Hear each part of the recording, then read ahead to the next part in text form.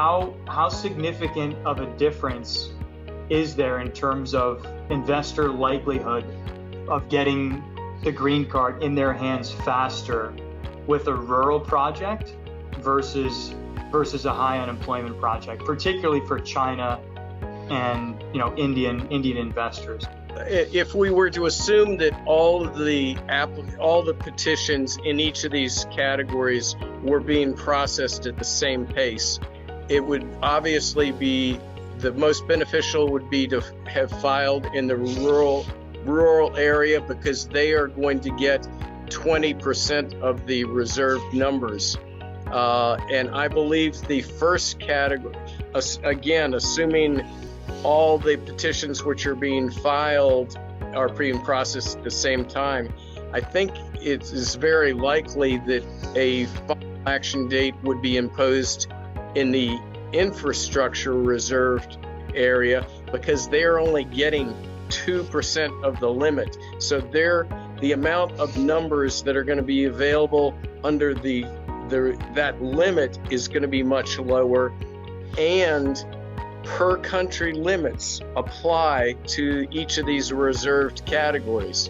So of the 400 numbers of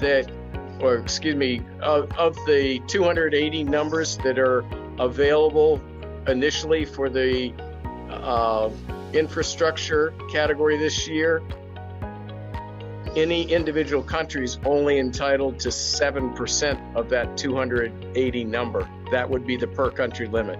So again, I think the takeaway is the rural with the 20% is the most favorable to apply on at this time.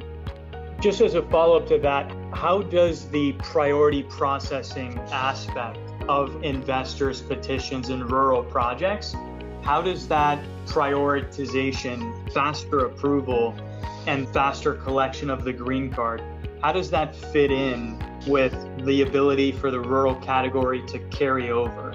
How is that going to help investors actually collect the green card faster by getting approved faster with the carryover now happening under these new rules? Again, because they're going to have a larger chunk of the numbers this year. For this year, the rural area would potentially have 6,795 numbers. So therefore, many more can be processed. But again, it is going to be important to know how fast these cases are actually getting approved. So not only the amount of filings, is there a discrepancy among the approval rate or in terms of the time to get the case approved in each of these three areas? And that is the great unknown at this point.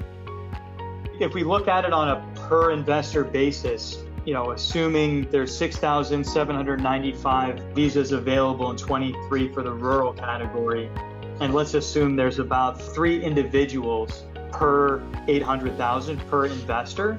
So that means about 2,200 investments, each of 800,000. That would have to happen theoretically before those visas would be exhausted. Said differently, 2,200 people can invest 800,000 in rural projects, the first 2,200, let's say, and not face any type of a backlog. Correct. And that is, you bring up a very important point.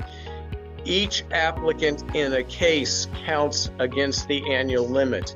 So that is a very important thing to remember. But again, that's why I think I think that anybody who has filed a petition in any of these three categories up to this point, I think they should be very safe once a final action date is applied. And again, if and when reliable information is published, it will be easier to make some type of estimates of what type of final action date may be required once they are being established.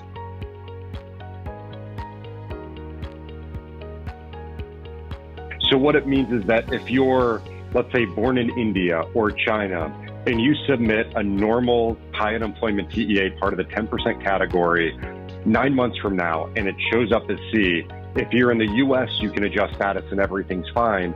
But likely by the chance you actually get approved, you are behind everybody else. So even though it could show C, there is a chance that there's been enough applications to already make that category eventually go into backlog. Because I think there's a lot of confusion there of if it shows a C, it means there's no backlog, when in reality, that means that if you're approved today, it's current, not that in the future when you're approved, that it's current. Correct. The C just merely means that the current demand for number use does not exceed the amount of visas available. So, as you say, there could be enough cases in the pipeline to require a final action date at some point, but I do not believe that will happen until the second half of 2024, and probably not until the summer of 2024, if then. The key fact on this is the earlier you are able to file the petition to accord you status in one of these categories, it makes sure that you're at the very front of the line, so that when your petition is eventually approved, you would be at the front of the line and have the best opportunity to receive a visa in a very timely manner.